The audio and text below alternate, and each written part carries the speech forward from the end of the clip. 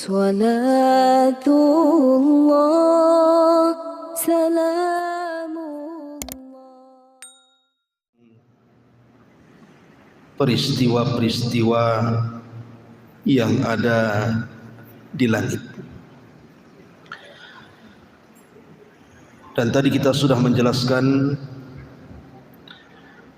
di antara penyebab pintu langit itu terbuka adalah peristiwa Isra dan Mi'raj Nabi sallallahu alaihi wasallam. Dan tadi sudah saya singgung bagaimana Rasul berjumpa dengan para nabi. Singkat cerita, Nabi sallallahu alaihi wasallam akhirnya sampai di sebuah tempat yang disebut dengan Sidratil Muntaha. Sidrah itu sebuah pohon yang kalau seandainya seseorang memacu dengan kuda balap selama 100 tahun, niscaya bayang-bayang pohon itu tidak mungkin lepas. Saking besarnya pohon itu. Daunnya seperti telinga-telinga gajah, dan buahnya seperti tempat-tempat yang biasa orang-orang menyimpan kurma di situ. Artinya bahwa Sidratil Muntaha itu adalah akhir daripada seluruh ilmu makhluk-makhluk Allah Azza wa Jalla. Karena di atasnya tidak bisa dijangkau makhluk kecuali Allah Subhanahu wa taala. Disinilah Nabi sallallahu alaihi wasallam mendapatkan syariat salat. Makanya sering saya katakan bahwa salat itu ibadah mulia. Karena satu-satunya ibadah yang diwajibkan di langit, sementara ibadah-ibadah yang lain diwajibkan di bumi. Salat itu ibadah yang kewajibannya tanpa ada perantara antara Allah, malaikat dengan Rasul, tapi langsung Allah kepada Rasul. Bahkan salat menjadi rukun kedua setelah syahadatain. Bahkan penentu semua amal. Kalau baik salatnya maka dianggap baik semua amalnya. Kalau buruk salatnya maka dianggap buruk semua amalnya. Bahkan di akhirat amalan yang pertama kali dihisab oleh Allah Subhanahu wa taala. Lah di atas langit inilah Nabi sallallahu alaihi wasallam banyak diperlihatkan. Pertama, Jibril. Rasul melihat bentuk Jibril dalam bentuk asli kedua kalinya. Yang pertama saat Nabi SAW mendapatkan wahyu di Gua Hira. Setelah itu baru Nabi SAW diperlihatkan bentuk Jibril yang sedang duduk di antara langit dan bumi. Kemudian kali kedua saat peristiwa Mi'raj, Nabi diperlihatkan bagaimana bentuk Jibril yang memiliki 600 sayap, yang satu sayap saddal ufuk, memenuhi langit. Sehingga kalau antum melihat ke depan sayap Jibril, ke belakang sayap Jibril, samping kiri kanan sayap Jibril, saking menutup ufuk. Kemudian yang kedua, Nabi SAW diperlihatkan para nabi. Kemudian yang ketiga, termasuk Nabi SAW diperlihatkan Baitul Ma'mur. Baitul Ma'mur itu Ka'bahnya para malaikat. Satu hari, kenapa Allah Subhanahu wa taala ciptakan Baitul Ma'mur untuk para malaikat? Begini ceritanya. Jadi ketika Allah Subhanahu wa taala hendak menciptakan Adam, apa malaikat mengatakan, ataj'alu man yufsidu fiha wa yasfiku ad-dima wa nahnu nusabbihu bihamdika wa nuqaddisu lak. Qala inni a'lamu ma la ta'lamun. Ya Rabb, apakah engkau akan menciptakan makhluk yang merusak bumi, menumpahkan darah, sementara kami makhluk yang senantiasa bertasbih kepadamu dan memuji kamu? Seolah-olah malaikat mengatakan, ginilah ya Rabb, sudahlah, tak perlu kau ciptakan Adam itu. Kalau tujuannya hanya merusak bumi, menumpahkan darah, biar kami yang menghuni bumi, biar tidak ada pertumpahan darah lagi, tidak ada yang merusak bumi lagi. Biar kami yang menghuni bumi, kami yang akan bertasbih, beribadah siang malam setiap detik kepadamu. Melihat semangatnya malaikat dalam rangka beribadah kepada Allah Azza wa Jalla, di sini Allah Subhanahu wa taala ciptakan Baitul Ma'mur supaya malaikat itu punya tempat ibadah khusus. Bagi manusia disebut Ka'bah, bagi malaikat disebut Baitul Ma'mur, Ka'bahnya para malaikat. Karena semangatnya mereka, Allah ciptakan Baitul Ma'mur. Maka malaikat pun memiliki Ka'bah sendiri. Kata Imam Ibnu Katsir rahimahullahu ta'ala dalam kitab Bidayah wa Nihayah, Baitul Ma'mur, Ka'bahnya malaikat ini kalau jatuh, maka menimpa Ka'bah yang ada di bumi. Jadi satu garis lurus ke atas antara Ka'bahnya malaikat Baitul Ma'mur dengan Ka'bahnya manusia. Menurut Imam Ibnu Katsir dalam kitabnya Bidayah wa Nihayah. Lah setiap hari Rasul diperlihatkan bagaimana malaikat masuk ke Baitul Ma'mur itu jumlahnya 70.000 masuk ke Baitul Ma'mur. Di situ mereka tawaf, beribadah kepada Allah Azza wa Jalla satu hari saja. Habis itu mereka keluar dan tidak pernah kembali. Kemudian esok harinya datang malaikat yang baru dengan jumlah yang sama, 70.000. Kemudian tawaf satu hari, kemudian keluar dan tidak pernah kembali. Kemudian Allah ciptakan malaikat yang sama jumlahnya masuk lagi ke Baitul Ma'mur, dan begitulah setiap harinya. Anda bisa bayangkan berapa jumlah malaikat? Banyak sekali. Kalau setiap hari 70.000 malaikat masuk ke Baitul Ma'mur kemudian keluar tidak pernah kembali, besoknya masuk lagi 70.000 malaikat dan tidak pernah kembali. Wa ma ya'lamu junuda rabbika illahu wa ma huwa illa dzikra lil bashar. Tidak ada yang tahu jumlah para malaikat kecuali Allah. Kalau itu adanya, malaikat wa yaf'aluna ma yu'marun, tidak pernah bermaksiat apapun yang Allah perintahkan. Seandainya seluruh manusia kufur, tidak mungkin mengurangi kekuasaan Allah. Sudah ada para malaikat yang ibadah. Sebagaimana kalau semua manusia beriman, tidak pernah menambah kekuasaan Allah sedikit pun. Ma'asyiral muslimin yang dimuliakan Allah Azza wa Jalla, termasuk Nabi sallallahu alaihi wasallam diperlihatkan Nahrul Kautsar. Nahrul Kautsar itu artinya telaga Al-Kautsar, di mana alirannya sampai ke Sidratil Muntaha. Kata Nabi SAW, aku melihat ada dua aliran, ada 4 aliran, 2 zahir dan 2 batin. Adapun yang batin di sorga, adapun yang zahir di dunia, maksudnya Sungai Efrat dan Sungai Nil. Dulu asalnya air itu dari sorga, asalnya. Sebagaimana Adam kan asalnya dari tanah, anak cucunya kan bukan dari tanah. Jin asalnya dari api, anak cucunya bukan dari api. Sama Efrat dan juga Nil asal airnya dari sorga. Habis itu ya tercampur air dunia lah kan itu. Artinya bahwa Rasul diperlihatkan itu di mana? Di langit sana. Termasuk Nabi SAW diperlihatkan sorga dan neraka. Di antaranya Nabi SAW masuk ke dalam sorga. Kemudian Nabi SAW melihat ada istana yang sangat megah. Kata Nabi SAW, dakhaltul jannah fa idza ana bi qasri minadz zahab. Aku masuk ke dalam sorga, tiba-tiba di hadapanku istana terbuat dari emas. Kemudian Rasul bertanya, ini untuk siapa ini? Maka malaikat mengatakan, li rajulin minal Arab, untuk laki-laki dari Arab. Kata Rasul, fadhanantu annahu ana, saya kan orang Arab, jangan-jangan saya. Kata Rasul, untuk siapa itu?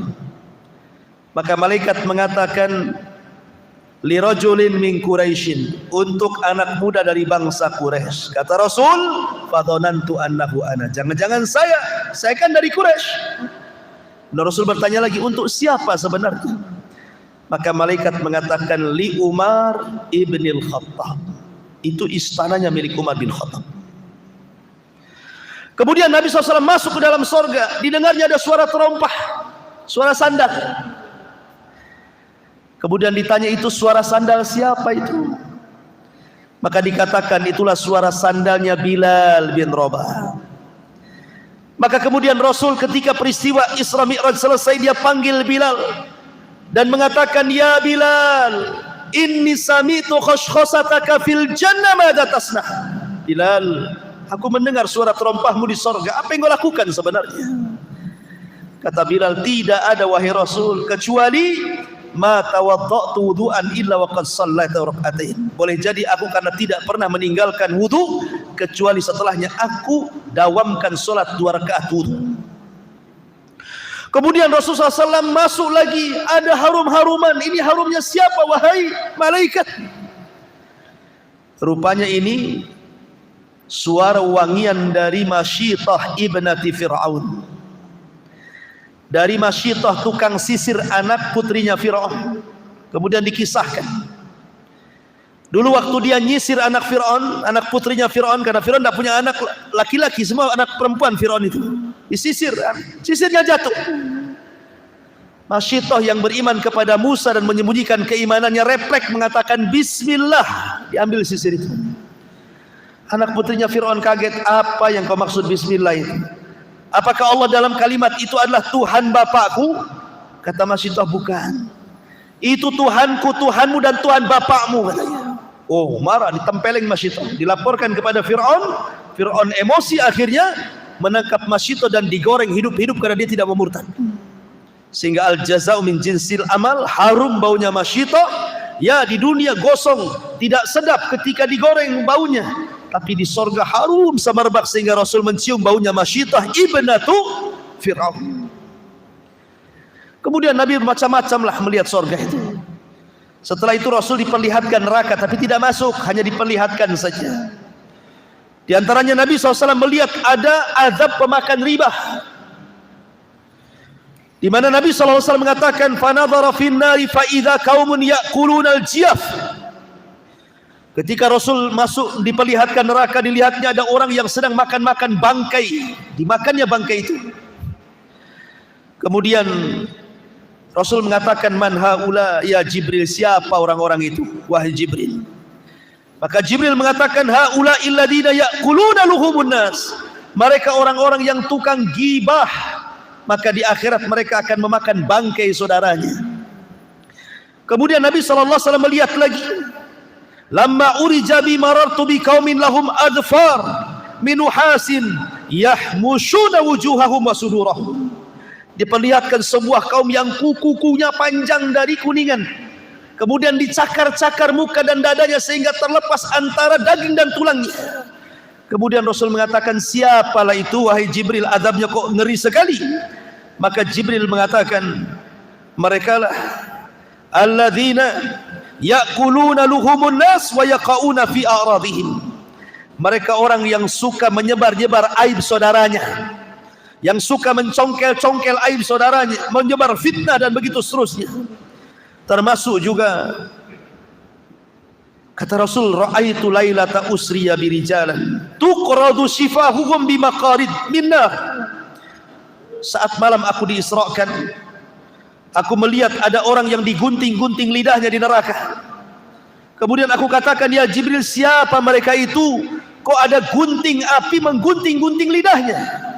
Maka Jibril mengatakan, haula al-khutaba'u min ummatika ya'muruna an-nas bil birri wa yansawna anfusahum wa hum yatluna al-kitab afala ya'qilun.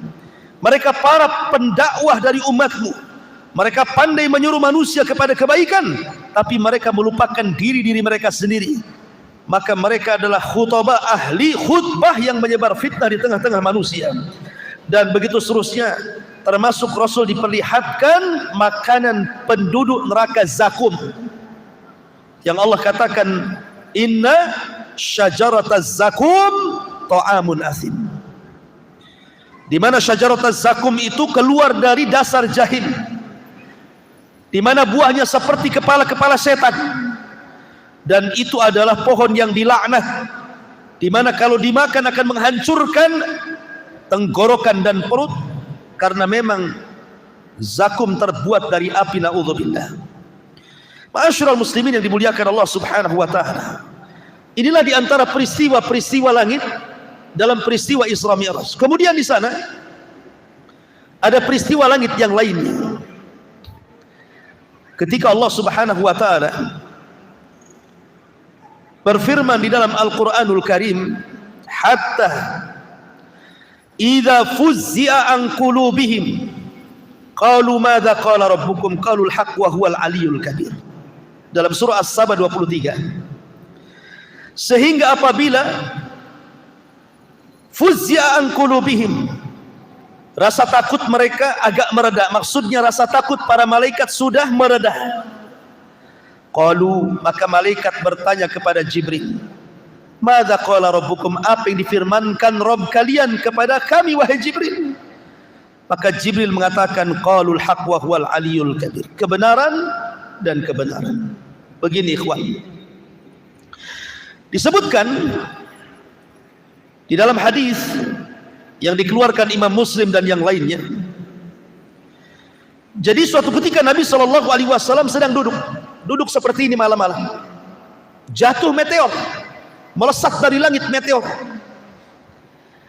Kemudian Nabi SAW bertanya, kalau ada meteor, kira-kira menurut kalian waktu di zaman jahiliyah itu pertanda apa? Ya, Rasul bertanya, kalau ada meteor di malam hari, sewaktu kalian jahiliyah itu pertanda apa itu?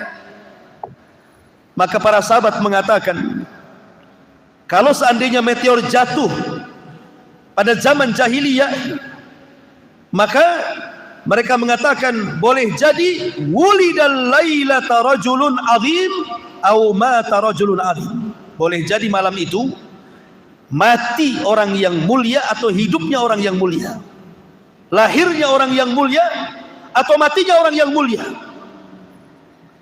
Kata Nabi SAW, bukan.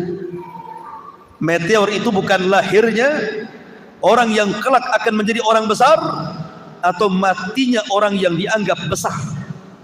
Kemudian Rasul menjelaskan, fa innaha yurma biha, karena sesungguhnya meteor itu dilemparkan lisyayat, syuhuban lisyayatin, itu dalam rangka melempar-lempar dengan mata api itu setan-setan yang berusaha naik ke langit. Kemudian Rasul mengatakan, apabila Allah Subhanahu wa taala memerintahkan kepada para malaikat, kita tahu bahwa bumi ini dan langit serta alam semesta Allah yang ngatur, Allah yang ciptakan, Allah yang kuasai. Tetapi aturan-aturan Allah itu dipegang oleh para malaikat. Seperti menurunkan hujan, Allah perintahkan turunkan hujan, maka malaikat akan turunkan hujan. Buat gempa, maka malaikat buat gempa. Buat tsunami, maka malaikat buat tsunami. Gunung meletus, maka malaikat buat gunung meletus. Tumbuhkan tuh di ladang, di sawah, maka malaikat akan menumbuhkan atas perintah Allah.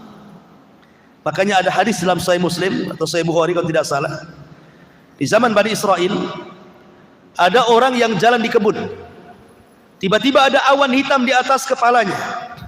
Tiba-tiba di balik awan itu ada suara iski hadiqata fulan, hujani kebunnya si fulan. Anak muda yang berjalan di pematang ladang ini kaget, kok ada suara di balik awan, dan mengatakan hujani kebun si fulan. Diikuti awan itu sampai akhirnya awan itu persis di bawah kebun si fulan, tiba-tiba menghujani kebun itu. Anehnya yang lain tidak kehujanan, kebun sapetak itu saja dihujani. Kemudian awan ini pergi. Kemudian orang ini heran, ditunggu siapa pemiliknya. Ketika datang pemiliknya ditanya, apakah engkau yang punya kebun? Ya. Namamu siapa? Dia mengatakan fulan ibn fulan. Kaget, oh, kok persis seperti nama yang disebut di balik awan itu. Kemudian orang ini mengatakan, apa yang kau lakukan dengan kebunmu ini? Maka dia mengatakan, aku kalau panen aku buat 3. sepertiga aku kembalikan ke ladang, sepertiga aku sedekahkan, dan sepertiga untuk keluargaku. Oh, artinya sedekah itu membawa rizki. Artinya yang membawa awan ini siapa? Malaikat. Jadi Allah Subhanahu wa ta'ala kalau memerintahkan sebuah perkara, apa kata Rasul? Maka Allah akan membuat suara seperti rantai besi yang dipukul-pukulkan ke batu yang sangat keras. Dan itu suara gemerincing yang membuat para malaikat satu langit pingsan. Tidak ada yang siuman. Semua dibuat pingsan oleh Allah Azza wa Jalla. Baru setelah kemudian semua malaikat yang di langit pingsan, yang pertama kali siuman siapa? Jibril. Karena tidak boleh ada yang boleh mendengar bagaimana Allah mewahyukan kepada Jibril kecuali Jibril. Sebab kalau semua dengar, apa fungsi Jibril? Ya. Bukankah Jibril dimuliakan karena mendapatkan wahyu? Maka Jibril dipanggil oleh Allah Azza wa Jal, kemudian ditugaskan, ya Jibril, buatlah ini, sampaikan kepada seluruh malaikat. Maka selesai kemudian Allah berfirman kepada Jibril, semua malaikat dari mulai langit pertama sampai ke malaikat yang memegang arsy Allah, memikul arsy Allah, semua siuman. Maka Jibril turun pertama ke malaikat pemikul arsy. Kemudian para malaikat pemikul arsy mengatakan, "Madza qala rabbukum ya Jibril?" Apa yang difirmankan Rabb kami? "Madza qala rabbuna ya Jibril?" Apa yang difirmankan Rabb kami untuk kami wahai Jibril? Maka Jibril mengatakan ini. Maka semua malaikat di arsy bertasbih semuanya. Semua bertasbih. Ingat, malaikat arsy itu difirmankan oleh Allah Subhanahu wa taala, wa yahmilu arsya rabbika fawqahum yawma idzin samaniyah. Malaikat pemikul arsy itu jumlahnya 8. Bukan 8 malaikat, kata Ibnu Abbas, arti 8 di sini 8 saf. Yang satu saf itu tidak ada yang tahu kecuali Allah jumlahnya.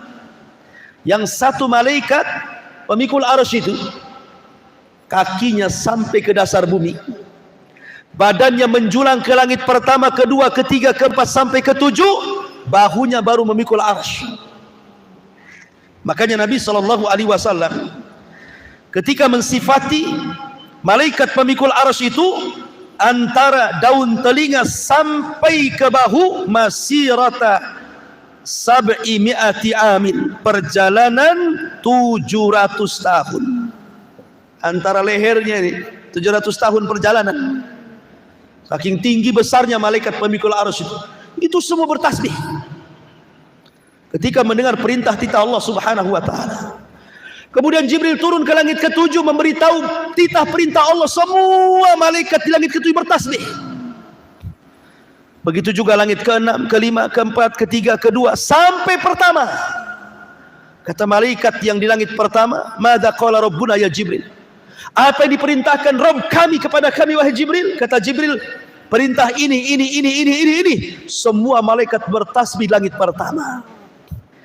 Disinilah terjadi pencurian dengar.